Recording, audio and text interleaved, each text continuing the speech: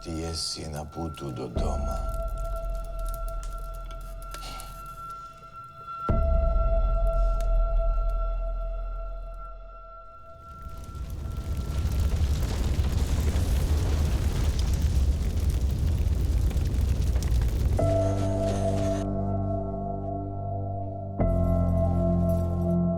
Isus bral na siebie все грехи мира,